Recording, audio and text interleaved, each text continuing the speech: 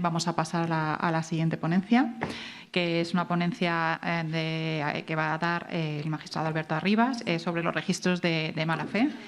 Alberto es magistrado destinado en la sección 28 de la Audiencia Provincial de Madrid, especializado en asuntos de lo mercantil, y también es vocal permanente de la sección mercantil de la Comisión General de Codificación. Permíteme, Alberto, que te dé las gracias porque nos conocimos de una forma circunstancial. Desde el primer momento te comenté que íbamos a hacer esta jornada y desde el primer momento dijiste que sí, que estabas dispuesto a participar, con lo cual, cuando te volvimos a contactar, confirmaste tu disponibilidad y te lo agradecemos mucho. Muchas gracias. Buenos días y, en primer lugar, agradecer a la oficina la invitación a participar en estas jornadas y la amable presentación que ha realizado Inmaculada.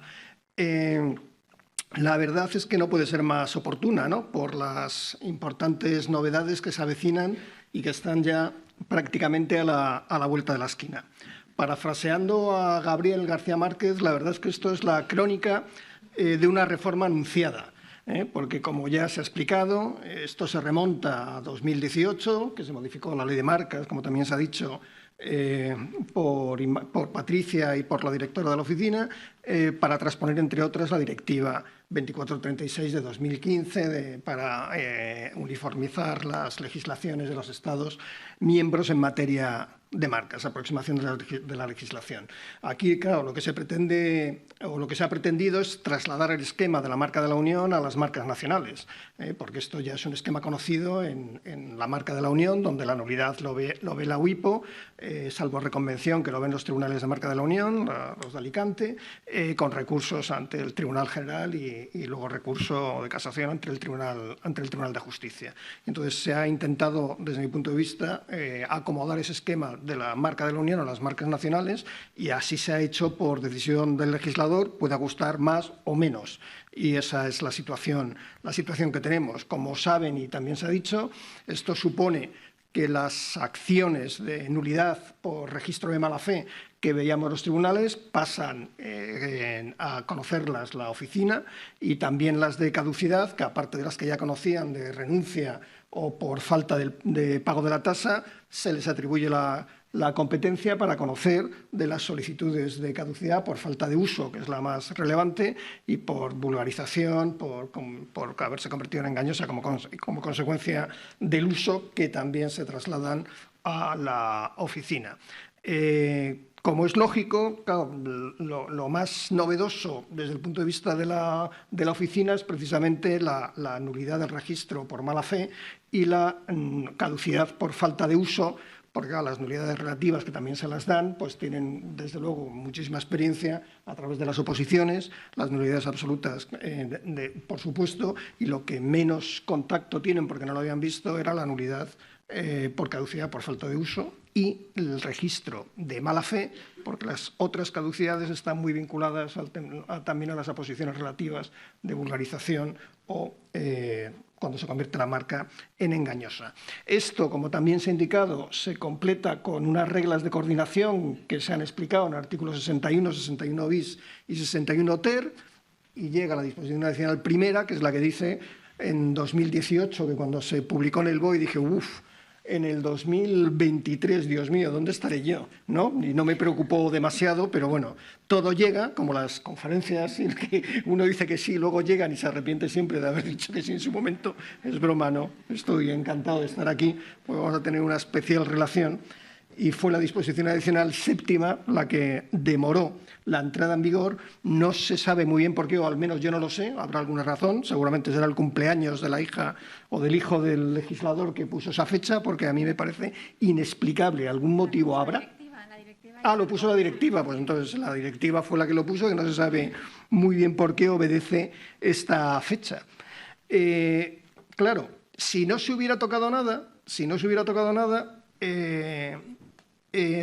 la revisión de las resoluciones de la oficina en materia de nulidad por estar la marca registrada de mala fe o haberla solicitado el instante de mala fe y la caducidad, que antes eran judiciales, hubieran ido a lo contencioso administrativo. Porque claro, es una resolución administrativa que, si no se hubiera realizado la reforma que voy a indicar, se hubieran ido de la jurisdicción civil y hubieran acabado en lo contencioso administrativo. lo cual, desde mi punto de vista, no tenía mucho sentido por dos razones. Una, porque nosotros éramos los que estábamos viendo, los jueces de lo mercantil, los que estábamos viendo las nulidades por registro de mala fe y las caducidades, y por tanto lo lógico es que lo siguiéramos viendo nosotros, y en segundo lugar porque, hombre, sería un poco kafkiano que la revisión de las resoluciones de la oficina fueran a lo contencioso y las reconvenciones fueran a los juzgados de lo mercantil. O sea, no tenía especial sentido, con lo cual, con buen criterio, desde mi punto de vista, se estableció por la reforma de la Ley Orgánica de 27 de julio del 22, bueno, hace nada, se estableció que la competencia para conocer de las resoluciones que agotan la vía administrativa dictadas por la Oficina en materia de propiedad industrial fueran a la jurisdicción civil.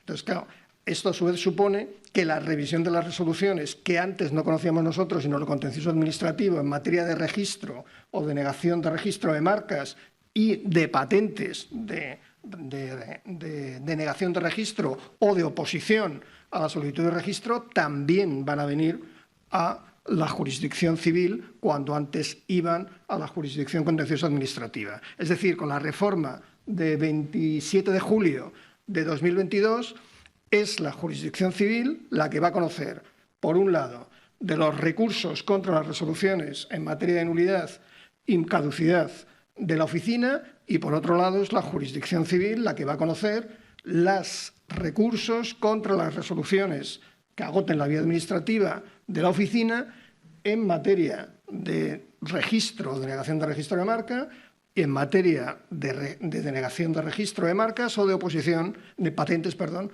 o de oposición a la concesión de la patente. Y luego quedan colgando por ahí, que me imagino que será fuente o va a ser fuente de alguna polémica, algunas resoluciones que dicta la Oficina en materia de propiedad industrial, que me imagino que acabarán viniendo también a la jurisdicción civil, aunque parezca un poco extraño, como son las relativas a la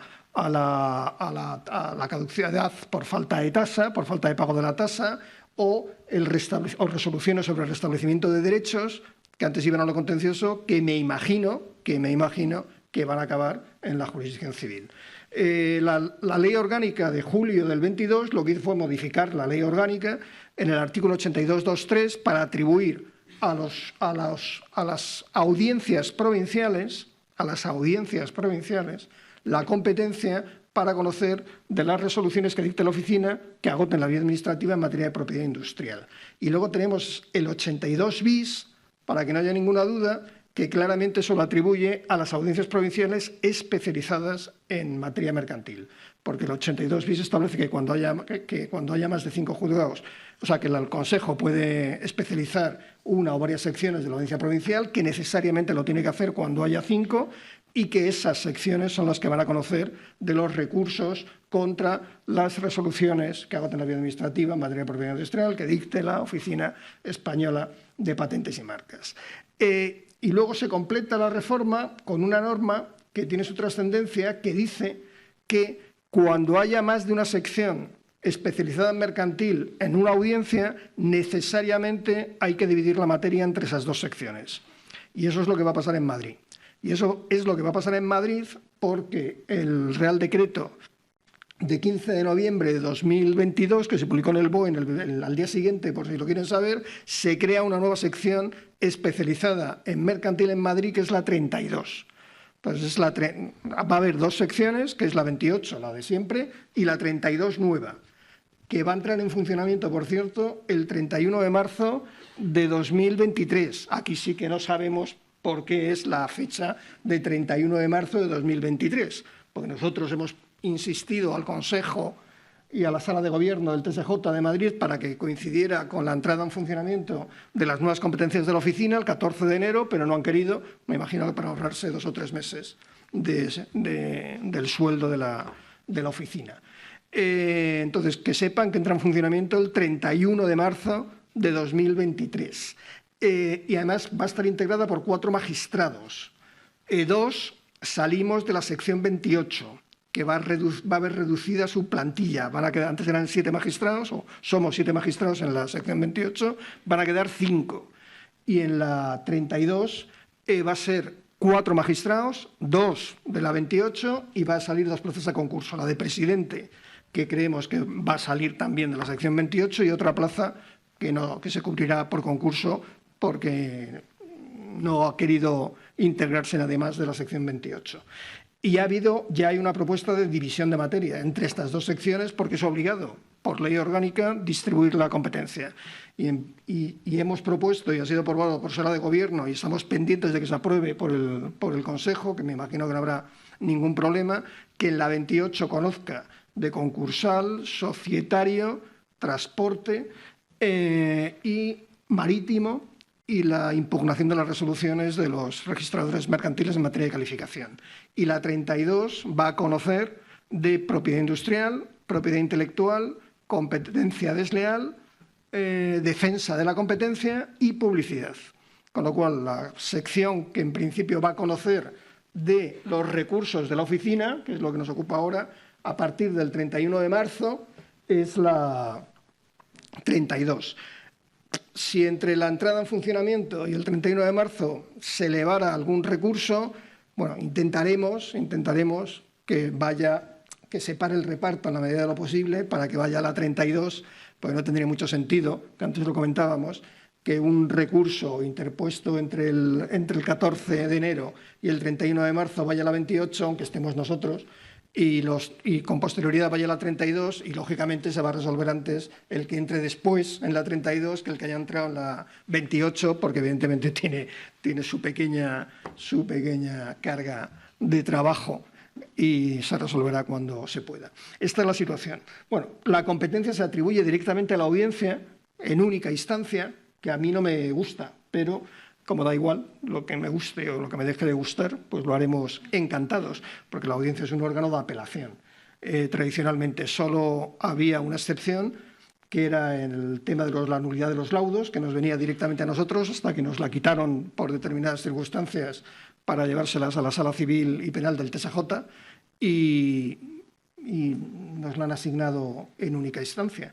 Y luego casación, cosa que no comprendemos muy bien, porque por un lado, cuando la nulidad, por ejemplo, vaya vía reconvención, habrá primera y segunda instancia, y cuando venga de la oficina va a haber directamente a la audiencia. Pero bueno, tampoco hay mayor problema. Así tendremos más vistas, que las echo mucho de menos, y así celebraremos vistas y tendremos contacto humano, que la verdad es que se agradece perder el contacto en la sala, y lo digo sinceramente, porque en segunda instancia, como saben, está muy limitada, y además lo que admitimos suelen ser papelitos que nos presentan, documentos, y no pruebas de verdad, como periciales o testificales, que suelen ser muy raro que lo admitamos, pues por la limitación de la apelación, como es obvio. Pues bueno, volveremos a celebrar vistas, espero.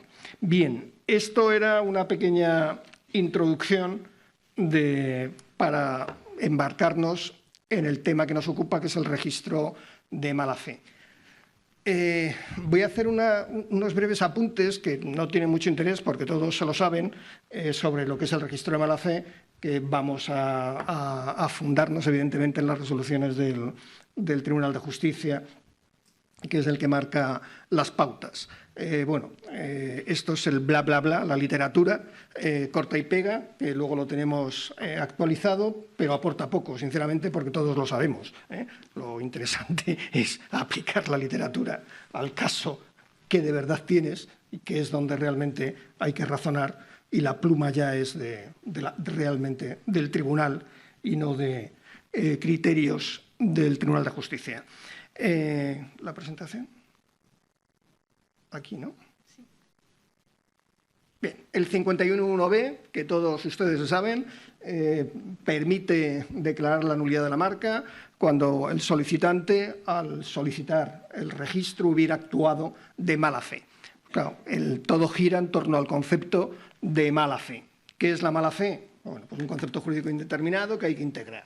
Tenemos suerte, o mala suerte, porque no hay un concepto legal, y el propio Tribunal de Justicia, en la sentencia 21 de enero de 2020, entre otras muchísimas, dice que es un concepto autónomo del derecho de la Unión, y que es común tanto para el reglamento de la marca de la Unión como para la directiva, y esto nos permite que nos valgan tanto las sentencias que dicta el Tribunal de Justicia cuando resuelve cuestiones prejudiciales, esencialmente en el ámbito de la directiva, o cuando resuelve los recursos contra las decisiones de la UIPO, tanto el Tribunal General como el Tribunal de Justicia. Con lo cual nos vamos a nutrir de estas resoluciones para poder aproximarnos a este concepto autónomo del derecho de la Unión del de mala fe. Con lo cual tenemos que fundarnos en las resoluciones del Tribunal de Justicia. Aquí cito alguna, la de 12 de septiembre de 2019 y 20 de enero de 2020,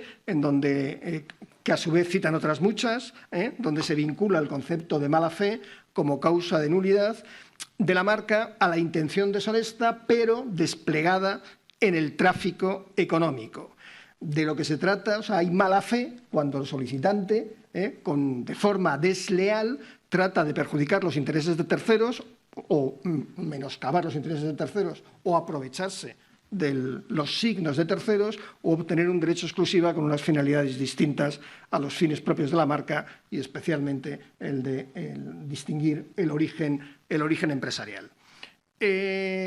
Aquí una transcripción literal de la sentencia de 20 de enero del 2020, que es el caso Sky, en donde se planteaba el registro de mala fe de una marca que lo habían pedido para todas las clases y servicios, en principio sin intención de utilizarlo, y se planteaba si era un registro de mala fe, y el Tribunal de Justicia, con buen criterio, dijo, bueno, pues claro, el uso es durante 5 años y por tanto es difícil que de entrada se pueda apreciar mala fe, salvo que haya circunstancias que lo pudieran justificar. Bueno, la sentencia, que lo interesante a estos efectos es lo que dice, ¿no? Que mientras que en el lenguaje habitual se vincula a la actuación deshonesta, en el ámbito de las marcas, además hay que ponerlo en relación con el tráfico económico, y que hay mala fe cuando la solicitud no se hace con el objetivo de participar de forma leal en el proceso competitivo, sino con la intención de menoscabar o aprovecharse de los intereses de terceros o de obtener un derecho exclusivo con una finalidad ajena realmente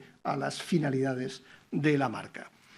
En resumen, hubo mucha polémica en su momento sobre si había que analizar la mala fe en sentido subjetivo u objetivo, que es un tema muy de matiz, un poco abstracto, que a mí nunca me convencía demasiado. Y bueno, pues la cuestión tampoco es tan difícil. Y es simplemente, claro, la mala fe es subjetiva, en principio. O sea, está en la mente del sujeto que solicita la marca si está actuando o no de mala fe, si está actuando de forma deshonesta en el mercado o no. Pero claro, como es imposible entrar en la cabeza de un sujeto, porque es imposible, hay que atender a criterios objetivos.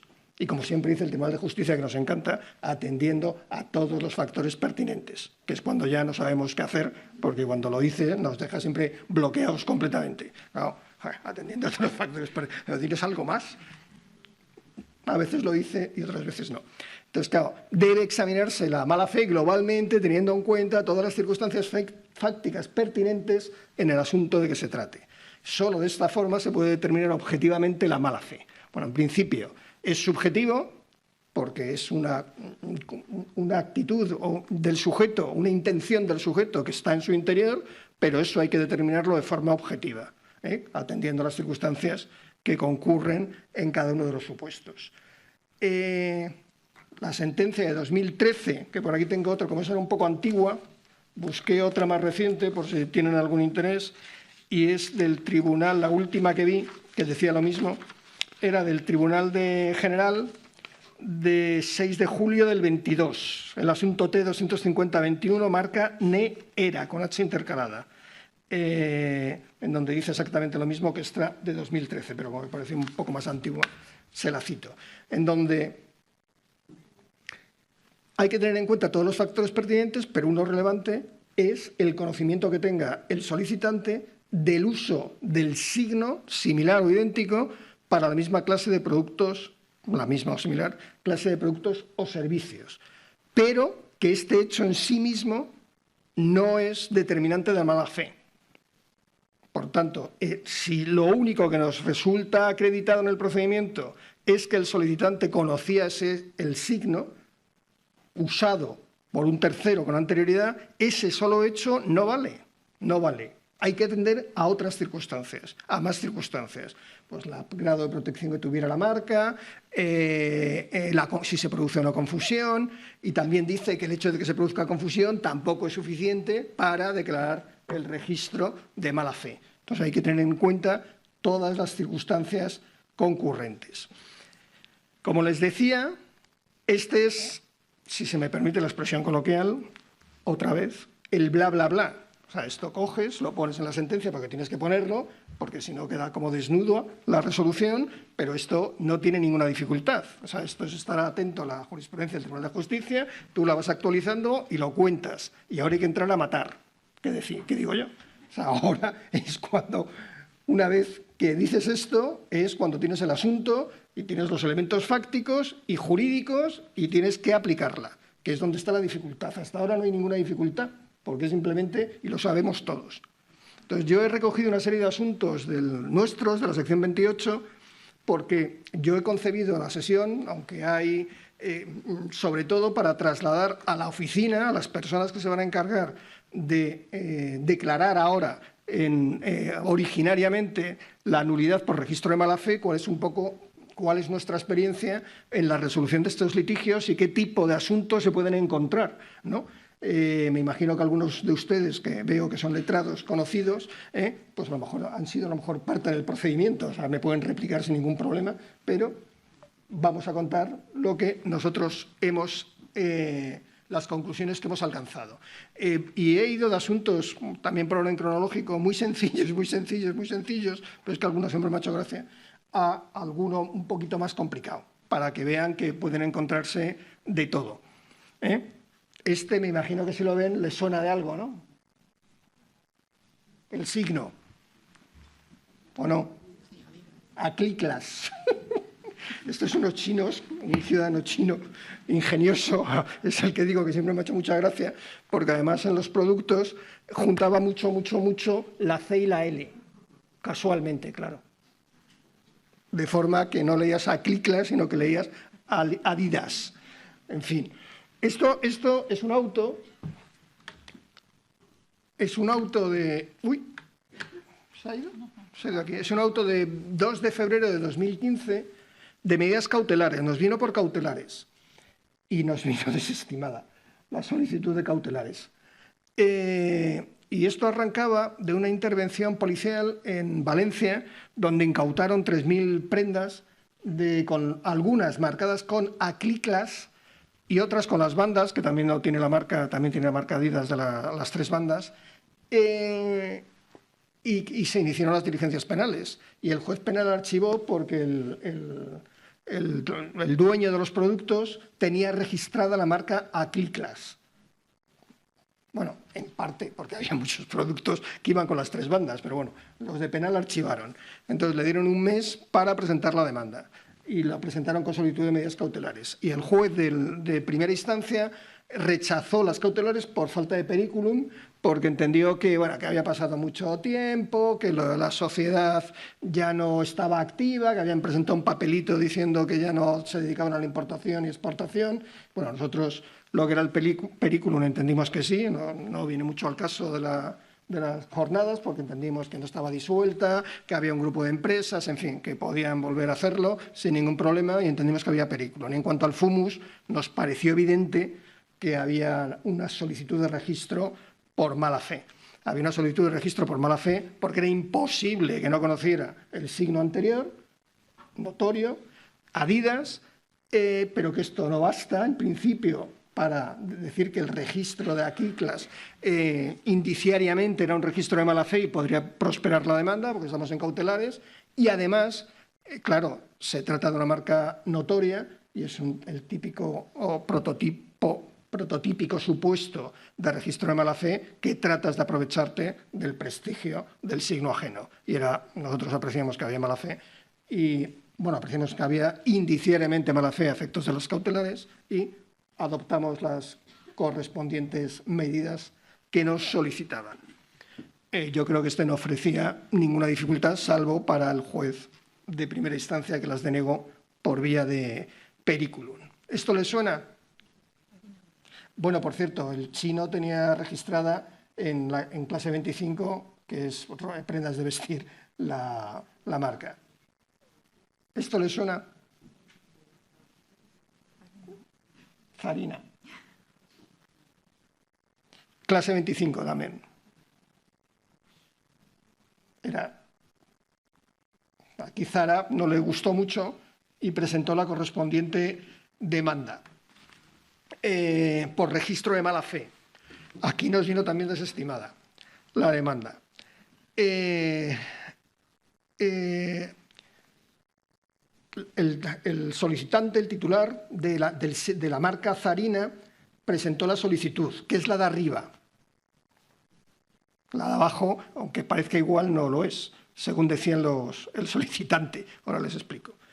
Zarina presentó la solicitud, o sea, la empresa china correspondiente presentó la solicitud de marca en la oficina para Zarina clase 25. Zara se opuso y la oficina estimó la oposición. Y poco después, el mismo solicitante presenta el signo de abajo, pero ahora dice que no, o sea, el mismo signo, o sea, la misma parte gráfica, exactamente igual, pero ahora en la descripción decían que no era Zarina, sino Farina. No hubo oposición y se registró. Menos mal que no pusieron, podrían haber puesto Fariña, por lo menos, aunque, bueno, hubiera caído por otro motivo, por otra causa de nulidad, pero es que es una cosa escandalosa. O sea, registra Zarina, le dicen que no porque hay similitud gráfica e identidad aplicativa y, por tanto, riesgo de confusión con una marca notoria y te deniegan el registro. Y llegas a los 2 meses y presentas el mismo signo diciendo que es Farina. Pues Zara no se enteró, ya estaba desesperada, ni idea de lo que pasaría, me da igual, y obtuvo el registro. Entonces ya Zara presentó la demanda de registro por mala fe. Nosotros revocamos porque entendimos que había registro de mala fe, porque era evidente que conocía el signo Zara. A nuestro juicio era también evidente que se trataba de aproximar, aunque la parte gráfica es distinta, y nos daba igual Zarina que Farina, y era perfectamente conocedor de la similitud del signo y el riesgo de confusión en la medida que le habían denegado el registro del signo Zarina poquísimo antes de presentar el de Farina, con lo cual era un caso también un poquito sangrante. Ahora uno reciente que hemos tenido, de 20 de mayo del 22, que es uno de nuestros... Bueno, no, hay cosas que no, que esto se graba, no se puede decir. Que es una empresa coreana que en 2012, más o menos, a lo mejor las fechas las digo mal, pero bueno, es lo mismo, porque aunque las diga mal, diré todas mal para que sean correlativas, puso en el comercio un juego, me imagino que de fútbol, que se llama Hit Soccer, que parece ser que tiene bastante acogida entre los aficionados a los videojuegos. Y la Liga de Fútbol Profesional solicitó y obtuvo el registro de la marca de la derecha, la Liga Hit Soccer. Con posterioridad a la solicitud de la marca de la Liga, los coreanos presentaron una solicitud de marca de la Unión con el signo de abajo, el de abajo, Hit Soccer, también. Y claro, la Liga se opuso, se ha opuesto al registro en la WIPO y ahí estará tramitándose, que no sé si estará ya resuelto o no. Me imagino que no, por lo menos a la fecha que nosotros pusimos la sentencia no nos costaba que hubiera sido resuelto. Claro, la sentencia también desestimó la demanda de primera instancia, porque lo que alegaban es que había habido 100 millones de reproducciones del juego a través de Apple Store y de Google Play, que se habían bajado el juego, había habido 100 millones de descargas, a una cifra bárbara, pero que no estaba acreditado, que antes de la solicitud de la marca fuera conocido el juego en España y otra serie de circunstancias. Y, por tanto, entendió que el registro no era de mala fe. Nosotros entendimos que sí era un registro de mala fe, porque aunque no estaba realmente acreditado los 100 millones de descargas que decía el demandante, sí estaba acreditado que se había comercializado o puesto en circulación el juego antes de la solicitud de la marca. Antes de la solicitud de la marca. Que, claro, que siendo la Liga quien es muy raro que no conociera un videojuego cuando se dedica al fútbol.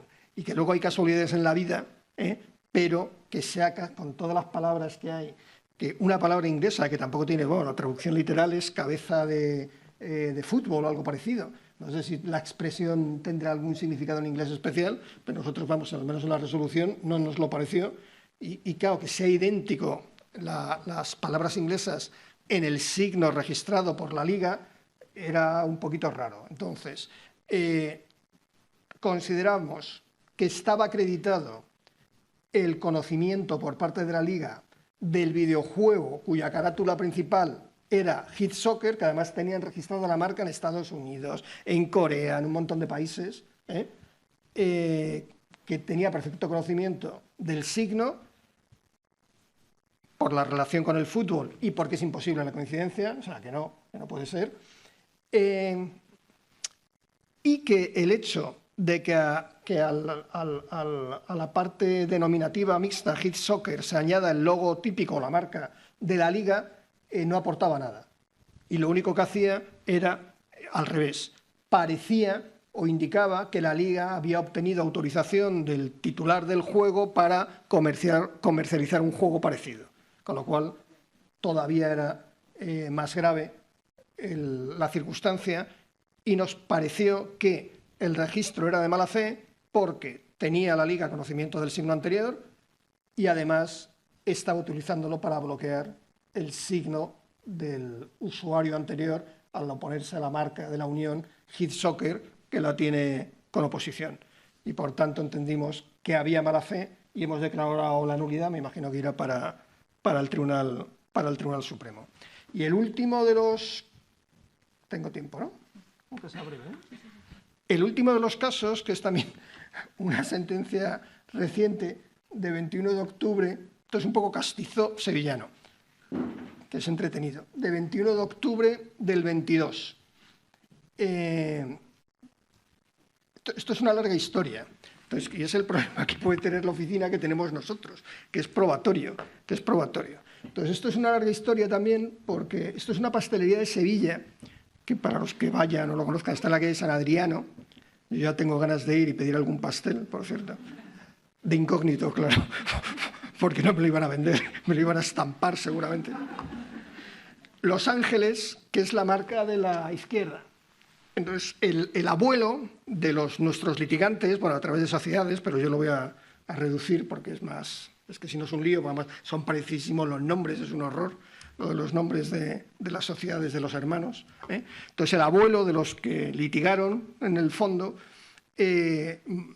abrió en los años 30 del siglo pasado una pastelería en la calle, tortería-pastelería en la calle San Adriano, que se dedicaba a la venta de pasteles. En el 40 registró la marca, registró la marca y fue renovándola hasta que en el 70 y tantos caducó por falta de renovación y quedó muerta.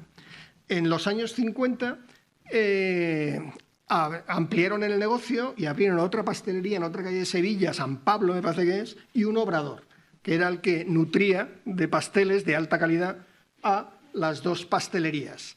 En el año 80 se produce la primera sucesión generacional y entra el padre de nuestros litigantes, el hijo del fundador.